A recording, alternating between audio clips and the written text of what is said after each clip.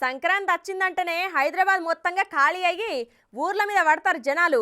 ఎందుకంటే ఆంధ్రోళ్లకు పెద్ద పండగ, అట్లనే వారం రోజులు సెలవులు ఉంటాయి కదా ఈ స్కూళ్లకు. అందుకే అందరూ ఊరు బాట పడతారు. అయితే సంక్రాంతికి ఊర్లకు పోయే ప్రయాణికులకు గుడ్ న్యూస్ చెప్పింది మన తెలంగాణ ఆర్టీసీ. ఏందో చూడుర్రి.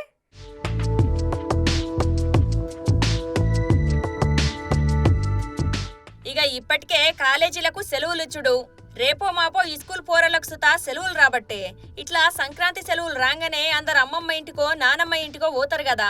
ఇప్పటికే సగం హైదరాబాదు ఖాళీ అవుతుందట.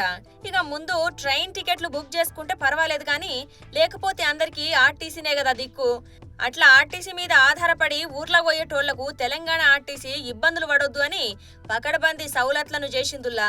ఇక ముఖ్యంగా ట్రాఫిక్ ఉండే ఉప్పల్, ఎల్బీ నగర్, ఆరాంఘర్లా ఇంకా అన్ని దిక్కుల ప్రయాణికుల నీడ కోసం టెంట్లు, కూసోనికే కుర్చీలు, తాగనికే నీళ్లు, అట్లనే పబ్లిక్ అడ్రస్ సిస్టమ్, మొబైల్ టాయిలెట్ల గిట్లా సర్వం రెడీ చేసి పెట్టిరట.